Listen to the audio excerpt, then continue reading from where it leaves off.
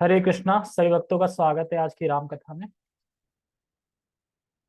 तो हम शुरू करते हैं, मंगलाचरण करते हैं। मंगलाचरण तो आज मैंने ओम अज्ञानतिमिरान्धस्य ज्ञानञ्जनशलाकया चक्षुरुन्मीलितं येन तस्मै श्रीगुरुवे नमः। श्रीचैतन्यमनोभीष्टं स्थापितं येन भूतले स्वयं रूपः कदा मह्यं ददाति सपदान्तिकं। वन्देऽहं श्रीगुरो श्रीयुतापदकमलं श्रीगुरून् वैष्णवांश श्रीरूपं साग्रजातं सहगण रघुनाथामृतं तं सजीवम् साधुवेतं सावधूतं परिजन सहितं कृष्ण चैतन्य देवम श्री राधा कृष्ण पादान सहगण ललिता श्री विशाखात विशांच। हे कृष्ण करुणा सिंधु दीन बंधु जगत गोपेश गोपिका कांता राधा कांता नमस्ते। तप्त कांचन गौरांगी राधे वृंदावनेश्वरी वृषभानुसुते देवी प्रणमामि हरिप्रिये। वाञ्छाकल्पतरुभ्यश्च कृपा सिन्धुभ्य एव च पतितानां पावनेभ्यो वैष्णवेभ्यो नमो नमः। जय श्री कृष्ण चैतन्य प्रभु नित्यानंद श्री अद्वैत गदाधर श्रीवासादि गौर भक्त वृंद।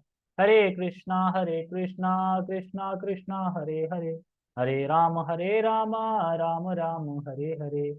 रामाय रामभद्राय रामचंद्राय वेदसे रघुनाथाय नाथाय सीताय पते नमः।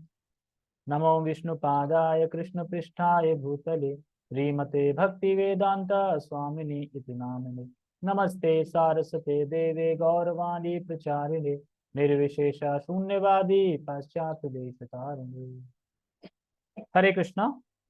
सभी भक्तों का स्वागत है आज की राम कथा महोत्सव में। तो हम आज गीता नहीं कर रहे हैं, थोड़ा राम के ऊपर चर्चा करेंगे, श्री रामचंद्र भगवान के ऊपर। आज उनका आविर्भाव है, यानी आज के दिन भगवान ने जन्म लिया था, प्रकट हुए थे, इसलिए नवमी के दिन, इसलिए राम नवमी नवमी के दिन हम उनका जन्मोत्सव मनाते हैं, हम सभी, पूरा भारतवर्ष। एक में दशहरा आता है, एक में दशहरा आता है, रावण मरने वाला। अभी तो ये जन्म ले रहा है ना राम, आगे चल के जब बड़े हो जाएंगे रावण को मारेंगे तब दशहरा आएगा उसमें। तो राम, सभी जानते हैं कि राम मर्यादा पुरुषोत्तम भगवान थे, जो कि मर्यादा में रह के उन्होंने लीला करी, कृष्ण की तरह लीला नहीं करी। ये माखन चोरी कर रहे हैं और वस्त्र चुरा रहे हैं, रास लीला कर रहे हैं, और 16,108 रानी पत्नियां पत्नियां स्वीकार की हैं। तो नहीं, रामचंद्र में ऐसा नहीं, रामचंद्र एकदम बिल्कुल एकदम मर्यादा। तो इसलिए राम की चर्चा हमें करनी चाहिए। साल में एक बार उनका आता है, तो वैसे तो इस्कॉन करता ही है, कोई भी फेस्टिवल आता है या तो राम जी का हो या उनके भक्तों का हो, यहाँ तक कि हनुमान जी का भी हो, उसके ऊपर भी चर्चा करते हैं। तो कैसे हुआ राम का जन्म? तो बताते हैं कि जो दशरथ महाराज थे, जो सूर्यवंश में आते हैं, तो उन्होंने 353 स्त्रियों से शादी करी थी, 353 रानियां थी उनकी, जिसमें से 3 मुख्य थी और 350 ऐसी थी मुख्य नहीं थी। तो वो होता क्या था कि जब जो क्षत्रिय राजा थे, ये जब तमोगुण में आके और फिर जब शास्त्रों के विपरीत चलने लगे और ज्यादा ही रजोगुण के प्रभाव में आ गए, तो जो परशुराम जी थे, परशुराम भगवान जो थे, उन्होंने उनका संहार किया। तो उसके बाद जब छटनी हो जाती थी, सारे राजा चले जाते थे जो तमोगुण में होते थे। उसके बाद जब धीरे धीरे फिर इनमें, मतलब फिर से इनमें वो आ जाता था, राक्षसों जैसा व्यवहार आ जाता था राजाओं में, फिर से इनका पूरे पृथ्वी का फिर से संहार करते थे। इसी तरीके से उन्होंने 21 बार क्षत्रियों का संहार किया। तो महाराज दशरथ का संहार क्यों नहीं किया? तो इनकी कंडीशन थी कि अगर जो कोई शादी कर रहा हो तो फिर उसको नहीं मारेंगे, छोड़ देंगे उसको। तो ये यही करते थे कि जब भी परशुराम भगवान आते थे, तो पहली खबर पता चल जाती, आ रहे हैं आ रहे हैं, और तुरंत ये क्या, मंडप तैयार करके कहीं से कोई भी जो कन्या मिल गई, जो मिस्त्री मिल गई, उसको उठा के शादी करने लगे। तो ऐसे करते करते करते करते करते इन्होंने 350 शादी कर ली, 350 बार हुआ है। तो 350 बार शादी कर ली, जिसमें 3 और तीन तो मुख्य हैं कौशल्या, सुमित्रा और केकई, तीन तो मुख्य। तो इस तरीके से 353 हो गई। तो 353 रानियां भी थीं, जिसमें तीन मुख्य थीं, लेकिन फिर भी इनके कोई पुत्र नहीं था। तो पुत्र के लिए बड़ा जिज्ञासा थी इनकी कि पुत्र होना चाहिए, पुत्र हो, कैसे हो। अब हो ही नहीं रहा था पुत्र। तो सारा कुछ ओके गुड था इनकी लाइफ में, बस एक ही चीज की दिक्कत थी, पुत्र नहीं था। तो दशरथ महाराज का एक दोस्त था, फ्रेंड थे, जिनका नाम है रोमपद महाराज। रोमपद महाराज अंग देश के, अंग देश के राजा थे ये रोमपद महाराज, जो कि दशरथ के वो थे। तो जो वो जब राजा मिलने आए तो वो कहते हैं सर मेरी भी तो औलाद नहीं है, आपकी कोई नहीं है तो मेरे भी कोई नहीं है। तो नहीं, दशरथ महाराज के शुरू शुरू में लड़की थी, पुत्र नहीं था, लड़की थी, एक लड़की नाम शांता था, तो लड़की थी। तो फिर जब रोमपद महाराज आते हैं बताते हैं यार मेरे तो कोई भी नहीं, तुम्हारे में एक लड़की तो है, मेरे तो कुछ भी नहीं है, एक लड़की हो जाती। तो फिर दशरथ महाराज के इतने अच्छे दोस्त थे तो वो कहते थे ऐसा करो यार, आज से मेरी पुत्री तुम्हारी पुत्री है, जाओ पुत्री ले लो। तो रोमपद महाराज ये सुन के बड़ा खुश हो जाते हैं कि हाँ, तुमने मुझे अपनी पुत्री प्रदान की। तो उसके बाद फिर ये फील करते थे पुत्र होना चाहिए, पुत्र होना चाहिए, कैसे वंश आगे चलेगा ये वो, इस तरीके से। तो फिर इनके मंत्री थे सुमंत, वो दशरथ महाराज से बोलते हैं कि एक तरीका है, अश्वमेध यज्ञ किया था उससे भी कुछ नहीं हुआ, कि एक चीज है, अगर पुत्र कामेष्टि यज्ञ किया जाए तो उससे पक्का पुत्र की प्राप्ति हो जाएगी। तो फिर अच्छा, तुम कैसे कह सकते हो? तो फिर वो स्टोरी सुनाते हैं कि जो आपके अंग देश के राजा जो रोमपद हैं, वहां पे एक बार सूखा पड़ा था, इतना विकराल सूखा पड़ा था कि चारों तरफ से भूखा महामारी हो गई थी, कहीं पे कुछ खाने को नहीं था, अन्न नहीं था। तो वहां के जो रोमपद के मंत्री थे उन्होंने बताया कि एक तरीका है जिससे बारिश हो सकती है। क्या तरीका है? कि मैंने सुना है एक विपंडक ऋषि हैं, उनका पुत्र है ऋषि श्रृंग, अगर उसके चरण हमारे अंग देश में पड़ जाएं तो बारिश हो जाएगी। तो कह रहे हैं ऐसा क्या है, ऐसा क्या है उस ऋषि सिंह में? कि ऋषि सिंह में इसलिए ऐसा है कि जब उनका जन्म हुआ तो उन्होंने अपनी माँ का फेस नहीं देखा था, माँ का चेहरा नहीं देखा था। तो जिसने मतलब जिसने जन्म लिया है वो अपनी माँ का चेहरा नहीं देखा है, अगर वो आ जाएगा यहाँ पे तो बारिश हो जाएगी। तो अब वो कह रहे हैं कि ऐसा कहाँ ढूंढेंगे? तो फिर ढूंढना नहीं है, पता है हमें कहाँ है, जो वन है, जंगल है, जहाँ पे जो विपंडक ऋषि रहते थे, अब तपस्या करते थे। तो अब सिंह जो ऋषि शृंग थे ये कैसे जन्म लिया इन्होंने? तो इनकी कथा आती है कि जो विपंडक ऋषि थे, तो विपंडक ऋषि जंगल में मतलब तपस्या करते थे, तो इतनी पावरफुल, इतनी अच्छी तपस्या कर रहे थे कि उनकी तपस्या देख के इंद्र घबरा गए। यार ये तो इतनी तपस्या कर रहा है अभी, तो बहुत ताकतवर हो जाएगा, कहीं हमारा स्वर्ग ही ना मांग ले, या फिर स्वर्ग पे राज ना करने लगे, इस तरीके से। तो फिर उन्होंने क्या किया कि इंद्र ने अप्सरा भेजी कि ये ना ज्यादा तपस्या कर रहा है, इसको ना गिराना होगा, विपंडक ऋषि को गिराना होगा, बहुत पावरफुल है। तो उसके बाद वो आई, जो भी क्या नाम है, अप्सरा थी, उर्वशी नहीं, पहले कोई ऐसी भेजी। तो खूब उसने ताकत व्यंजन करी, लेकिन फिर भी पंडित ऋषि में कोई फर्क नहीं पड़ा। उसके बाद उन्होंने फिर भेजा उर्वशी को। उर्वशी ना सबसे अच्छी वहां की स्वर्गलोक की अप्सरा। तो जब उर्वशी आई तो उर्वशी ने भी खूब कोशिश कर ली, पर विपंडक ऋषि को वो भी नहीं गिरा पाए। फिर इंद्र घबरा गए कि यार अब कैसे हो। फिर वो अपना लोक छोड़ के ब्रह्मलोक चले गए और ब्रह्मा से कहते कि अपने यहाँ की कोई अप्सरा दो, तो जिससे कि विपंडक ऋषि है इसका तपस्या भंग हो सके। श्री कृष्णा, माइक लगाया, आवाज तो आएगी नहीं। किसी के ऐसा मुंह खुला है क्या? ओ हाँ, ठीक है। तो फिर कहते हैं देखो यार, यहाँ पे ना सब लोग तपस्या करते हैं, यहाँ पे ये स्वर्ग नहीं है, ब्रह्मलोक है, यहाँ पे सब तपस्वी होते हैं और यहाँ पे सब सही सही चलता है। तो ये सब चीजें अच्छी लगती है कि हाँ, कन्या दे दो, अप्सरा दे दो, उसको गिराना है ये वो। फिर भी तुम आए हो तो तुम्हें मना नहीं कर सकता, तो तुम फिर ले जाओ। तो कह रहे कि देखो अब जिसको जाना हो वो चली जाए, मैं किससे क्या बोलूँ, मतलब अप्सरा ठीक कह रहे कि जिसको जाना हो चले जाओ। तो उसमें से एक अप्सरा ठीक है, ठीक है मैं जाती हूँ। अब वो अप्सरा आई तो उसने फिर क्या किया, उसने तो पूरा अपना घर सा बना लिया उनके कुटिया के सामने ही, और वहीं पे डेली सुंदर सुंदर भजन गाया करती भगवान के, और नृत्य किया करती, और सुबह सुबह आरती भगवान की, मतलब इस तरीके से वो रहती कि विपंडक ऋषि का दिल जीत लिया उसने। मतलब आखिर पाके विपंडक ऋषि ने बोल ही दिया कि क्या चाहिए तुमको, क्या वरदान चाहिए। तो वो अप्सरा कहती, वरदान में मैं यही वर मांगती हूँ कि आपकी मैं वर वधु बन जाऊं। वधु मतलब बोलते हैं पत्नी, मतलब आप ही मेरे मुझे मतलब वर के रूप में मिल जाए, यही वरदान चाहिए कि आप ही मुझे वर के रूप में मिल जाए। तो फिर वो ध्यान लगाते हैं कि ये अप्सरा कौन है, क्या है ये, देख लेते हैं इंद्र ने भेजा है। क्रोध आ जाता है, तुम, तो तुम्हारी इच्छा यही है, तुम्हारी इच्छा यही है ना कि तुम्हें पुत्र चाहिए ना, मुझसे पुत्र चाहिए ना, कैसे कैसे तुमने किस किस मंशा से आई हो मुझे पता है। तो अपना वीर लेते हैं और उसे दे देते हैं और वहां से चले जाते हैं गुस्सा होके। अब वो घबरा जाती है कि यार ऋषि ने वीर दे दिया, तो फिर एक हिरन जा रही होती है, वो उसकी हिरन की गर्भ में डाल देती है और वो भी भाग जाती है अपने के ब्रह्मलोक। तो फिर वो ब्रह्म जो हिरन था वो उस बच्चे को जन्म देता है हिरन। तो हिरन क्या जन्म देती है, वो देखता है ये तो मनुष्य जैसा लग रहा है, और वो ऐसे रो ही रहे थे और वो चली जाती है। अब वो रो रहे हैं एव एव एव करके। तो विपन्न ऋषि ने आवाज सुनी कि यार बच्चा जंगल में कौन रो रहा है छोटा। तो जाके जब देखते हैं और फिर ध्यान लगा लिया, अरे ये तो मेरा ही बच्चा है। फिर वो उसको पालते हैं पोसते हैं और एक प्रतिज्ञा करते हैं कि इसको मैं माया में नहीं मिलने दूंगा, मतलब माया से संपर्क नहीं होने दूंगा इसका, इस तरीके से रखूंगा। तो फिर इतना सीधा साधा बच्चा था कि जो भी कुछ काम करता था तो अपने पिताजी से पूछता, मैं ये कर लूं, पिताजी कहते हाँ जी कर लूं, ऐसे करके। और जब वो बड़ा हो गया, यौवन हो गया, युवा हो गया, तो युवा होते हुए भी उसने सिर्फ एक ही चीज का फेस देखा था, तो फेस देखा था सिर्फ अपने पिता का, और कुछ नहीं देखा था उसने, बस जानवर वो जो भी है पिता देखा था। कि तो वो रिंग श्री क्या नाम है, ऋषि श्रृंग, ये अगर आ जाए तो फिर जो रोमपद महाराज थे वहां की जो उनकी लड़की थी, उनकी कन्या थी, उनको वो भेजते हैं।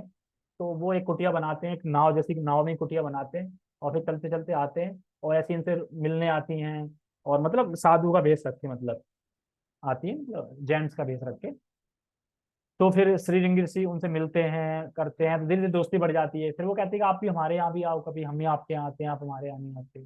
तो कह रहे नहीं नहीं, पिताजी देख लेंगे, मेरे पिताजी ये वो जाना नहीं चाहिए। तो ये पिताजी तो आपके, यही कथा आज सुनी थी प्रभु जी ने पूरी यही कथा सुनी थी आज।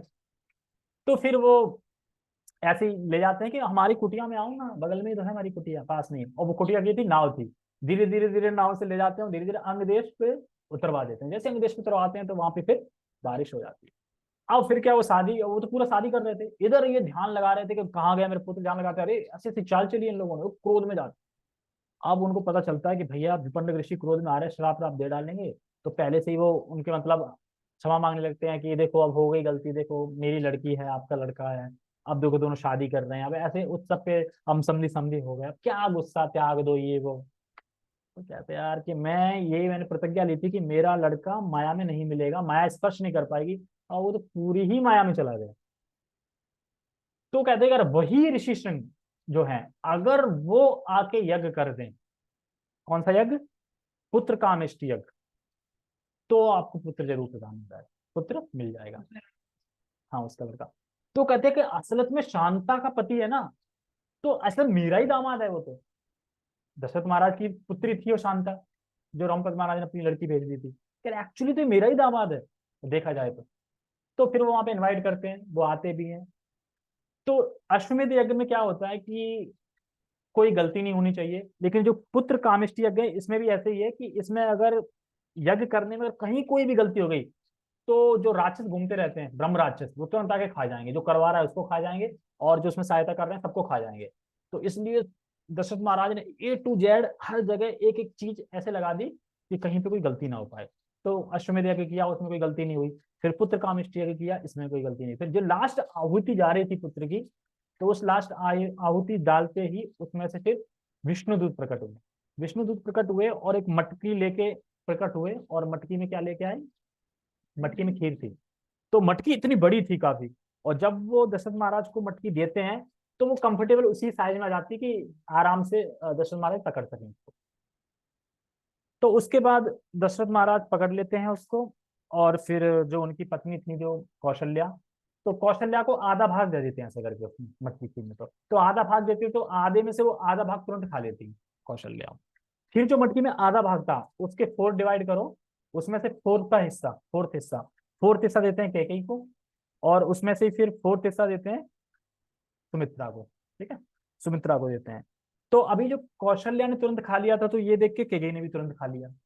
अब कौशल्या के हाथ में आधा बचा था उसका, तो वो आधा उसने दे दिया सुमित्रा को। तो सुमित्रा के पास पहले से ही आधा उसमें था, 1/4, और 1/8 मतलब उसमें से आधा उसने खा लिया, आधा बचा वो भी दे दिया।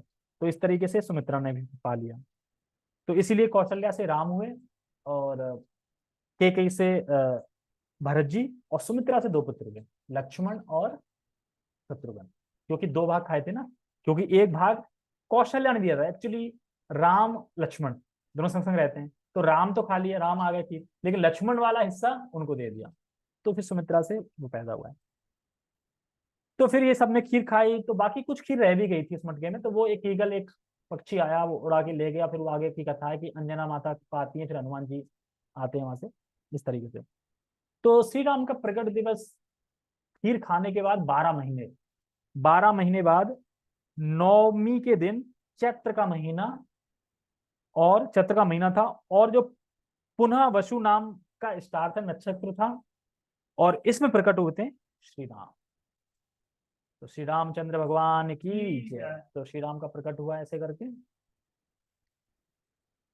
तो तो इसीलिए जो 9वीं और जो 9 जो डिजिट है वो बहुत शुभ माना जाता है। तो राम इतने सुंदर थे, और ग्रीन कलर के थे, और बहुत अद्भुत थे, और बाल डार्क ग्रीन थे उनके, और होठ लालिमा से युक्त थे। तो दशरथ महाराज तो देख के इतना खुश थे, इतना खुश थे कि पुत्र नहीं हो रहा था, पुत्र नहीं, तो फाइनली पुत्र हो गया। कि जो उनका खजाना था, जहां पे भी सोना हीरा चांदी जो भी था, वो भर भर के ब्राह्मणों को बांटा, ऋषियों को, ब्राह्मणों को बांटा। इतना बांटा कि उनका वो खत्म हो गया पूरा। अब ब्राह्मण कह रहा भी ठीक है, खुशी है, अच्छा है, पर इतना मत बांटो ना, थोड़ा इमरजेंसी के लिए रखो। कह रहा नहीं, और आ जाएगा दिल खोल के। तो राजा कह रहा है देखो ये तो मानेंगे नहीं ब्राह्मण थे।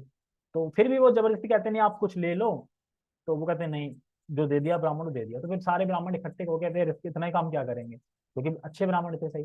तो फिर जो पूरे उस कुल के, अयोध्या के, पूरे अयोध्या के जो मेन ऋषि थे, यानी वशिष्ठ ऋषि, वशिष्ठ मुनि। तो वशिष्ठ मुनि को जाके दे देते, देखो राजा ने तो सारा दे दिया, आप दे दो, आप इसको रखो। और फिर वो ब्राह्मण चले जाते हैं, जो भी मतलब आते हैं ना उसमें आहुति देने, जो भी उसमें इंक्लूड होते हैं, उन सबको भर भर के बांटते हैं। उसके बाद फिर कैकेयी से भरत हुए, और सुमित्रा से लक्ष्मण और शत्रुघ्न हुए। फिर उसके बाद बताते हैं कि जैसे अयोध्या, तो अयोध्या का मतलब है जहां पे कोई युद्ध नहीं होगा। अयोध्या मतलब अयोध्या मतलब कोई योद्धा नहीं, क्योंकि वहां पे कोई युद्ध नहीं, वो एकदम दिव्य क्षेत्र है। और वहां पे किसी का और वहां पे किसी का अयोध्या, एक चीज और है अयोध्या का मतलब, एक तो ये है कि वहां पे कभी युद्ध नहीं होता। हाँ, अयोध्या मतलब कि वहां पे किसी की मृत्यु भी नहीं होती। मृत्यु भी आती तो राम जी से पूछती है कि है ना, अब इनका आके मैं इनको ले जाऊं क्या? हाँ, वो राम भजन कर रहा है, ले जा सकते हो। क्योंकि वहां पे कोई मरता नहीं, मतलब मारा नहीं जा सकता कोई, क्योंकि राम है वहां पे स्वयं। तो अयोध्या इतना है। और अयोध्या की सुंदरता का अगर वर्णन सुनेंगे, उसमें तो बहुत अद्भुत है। किस तरीके से दीवारें हैं, कैसे रोड हैं, ऐसा नहीं है कि अपने टाइप की। जैसे कि करदम मुनि का ही मैं सुन रहा था, करदम मुनि जो महल बनाया था, तो उसमें बेड सोने के थे, दीवारें चांदी की थी, पन्ना था, पन्ने की दीवारें थी इस तरीके से, और उसमें मणि थी। एक्चुअली वहां के घर ऐसे बने होते थे, उस टाइम लाइट तो थी नहीं, जो मणि लगती थी, मणि से ही प्रकाश होता था पूरे घर में। तो मणि होती कैसे होंगी, मणि लगी और मणि से ही प्रकाश एकदम पूरा लाइट, इस तरीके से। तो हम देखते हैं कि पहले के टाइम में सोना चांदी ये चीज चलती थी, बर्तन में सोने के बर्तन, ये सब इससे खाते थे पीते थे। और आज के जमाने क्या है, प्लास्टिक। यानी कितनी तरक्की कर ली, 3rd क्लास पे आ गए। स्टील, स्टील से फिर कांसा, कांसा, कांसा से स्टील, स्टील से फिर लोहा हुआ, यानी पता कर करके लास्ट में अब तो फाइबर आ गया, प्लास्टिक से भी गए गुजरा फाइबर। आता ना वो पत्तलें आती हैं उसकी, बहुत बेकार होते हैं वो। और पहले के जमाने में तो क्या क्या नहीं होता था। तो इस तरीके से अयोध्या बहुत वो थी, हर चीज थी। बढ़िया गुलाब, पिंक मतलब खुशबू हुआ करती थी वहां पे, सेंट हुआ करते थे, ये सब चीजें हुआ करती थी। तो उसके बाद जब सबका प्रकट दिवस प्रकट हो गए, तो उसके बाद फिर नामकरण के लिए किसको बुलाया? वशिष्ठ मुनि को। तो वशिष्ठ मुनि को नामकरण के लिए बुलाया। तो पहले उन्होंने राम को गोद में लिया, और राम को गोद में लेके वो खो गए राम की सुंदरता में। मतलब इतने सुंदर थे राम की, वो देखते देखते खो गए, और मुंह से और भूल गए कि नाम देना है। और फिर नाम आया राम। क्यों? क्योंकि राम एक आध्यात्मिक आनंद का सूचक है। राम आध्यात्मिक आनंद, नॉट मटेरियल आनंद। जो भी इनका नाम लेगा वो आनंद में रहेगा, राम राम। इसलिए अगर प्राण त्यागते, जैसे मैं आज कथा सुन रहा था कि जिंदगी भर तो करेंगे, गणेश सत्य हैं, दुर्गा सत्य हैं, गणेश सत्य हैं, नवरात्रि सत्य हैं, ये सत्य हैं, और जब इंसान मर जाता है तो कौन सत्य है? राम नाम सत्य है। यानी पूरी जिंदगी दुर्गा सत्य थी, और गणेश सत्य थे, ठीक है, और नवरात्रि चल रहे थे, ये सब चल रहे थे, इन्हीं की पूजा में लगे थे, लेकिन मरते समय राम सत्य है। मतलब मरने के बाद ही राम का नाम सत्य, पहले झूठा है क्या? तो इसीलिए हमें ये सब ना देख के, मतलब किसी की हमें उपेक्षा नहीं करनी है, और ना ना किसी के प्रति अपराध करना है, लेकिन हमें राम कृष्ण इनका ही भजन करना चाहिए। सम्मान सबका करें, पर भजनीय तो राम कृष्ण और विष्णु ही हैं। क्योंकि जैसे कि जो बंगाल है, बंगाल में बोलते हैं हरि बोल गौर निताई, हरि हरि हरि गौर निताई, हरि गौर निताई, क्योंकि वहां के हरि गौर निताई हैं। लेकिन क्योंकि चित्रकूट और तुलसीदास ने रामचरितमानस, तुलसीदास ने लिखा है, तुलसीदास ने लिखा ना रामचरितमानस से, तो इसलिए भारतवासी राम को ज्यादा प्रिय है, तो इसलिए राम नाम सत्य है बोलते हैं, लेकिन हरि और राम राम ही करते, तो अच्छा है ना, राम राम करते, राम राम नाम से भी साकेत धाम तो मिलेगा ही मिलेगा, ज्यादा नहीं मिलेगा। और फिर भरत को गोद में लिया, तो भरत को देखते ही पवित्रता शीतलता में इतना खो गए कि नाम निकला भरत। मतलब आगे चल के बहुत भार उठाना पड़ेगा उनको। भार किसका उठाना पड़ेगा? झूठी लालचन का भार उठाना पड़ेगा कि अरे भरत ने ऐसा करवाया है, राम को मारने वाला है। जब भगवान रामचंद्र अयोध्या छोड़ के वनवास जा रहे थे, तो जब भरत, जब उनके जो दोस्त थे ना, क्या नाम, गुहा नाम था, क्या नाम था जो वहां मिलता था, गुहा और एक, हाँ हाँ, गुहा, एक गुहा था और एक और थे जो कि पुराना मित्र थे राम के। तो उस टाइम ही बताते हैं, भाई से बात करूँ तो बताते हैं कि जब शत्रुघ्न जा रहे थे, दूर से गुहा देख रहे थे, लक्ष्मण देख रहे थे, तो चारों लोग आपस में राम की सुरक्षा के लिए बात कर रहे थे कि कोई सोच रहा है कि लग रहा है लक्ष्मण सोच रहे थे भरत ना, उसका पेट नहीं भरा, वो राम को मारने आ रहा है इस तरीके से। और गुहा सोच रहा था कि ये ना लक्ष्मण है, और लक्ष्मण इसलिए साथ आए तो हमें राम की ना, वो जो भरत आ रहा है, और भरत जरूर उसका पेट नहीं भरा, और राम को मारने की कोशिश करेंगे, तो हमें एकदम सतर्क रहना है। और और लक्ष्मण सोच रहे हैं कि ये गुहा पे कोई भरोसा नहीं है, ऐसा ना हो कि ये प्लान बना रहा हो हमें मारने का रात को। सब लोग नेगेटिव नेगेटिव सोच रहे थे।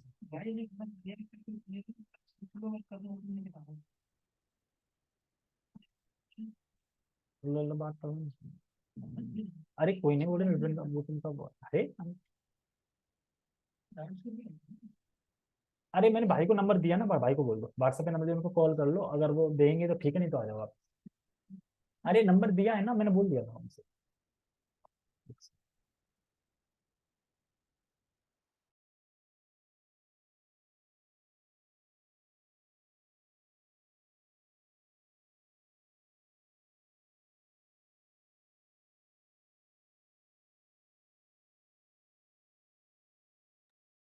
ठीक है, तो इस तरीके से फिर प्रकट दिवस हुआ, और फिर लक्ष्मण को गोद में लिया, तो लक्ष्मण को देख के भक्ति भाव से उनके मुंह से निकला लक्ष्मण। लक्ष्मण मतलब कि जो लक्ष्मी को धारण करेंगे, लक्ष्मी धारण मतलब सेवा, यानी राम और सीता की सेवा इतनी करेंगे तो जो सेवा की लक्ष्मी है तो वो करेंगे, तो इसलिए उनका नाम लक्ष्मण रखा गया। और फिर शत्रुघ्न, तो इनका नाम पड़ा शत्रुघ्न क्योंकि शत्रुओं को युद्ध में परास्त कर देंगे।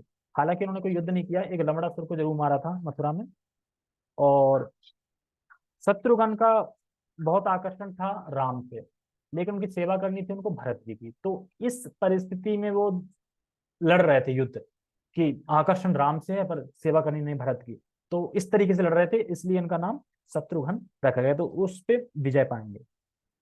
तो इस प्रकार से ये प्रकट हुए थे। तो एक छोटी सी ऐसी कथा है, अगर आशा करता हूँ थोड़ा समझ में आया होगा। ओके। श्री श्री सीताराम लक्ष्मण हनुमान की जय। राम नवमी महामहोत्सव की जय। निताय निताय गौर प्रेमानंदे। हरे कृष्णा। ओके, सभी का बहुत बहुत धन्यवाद।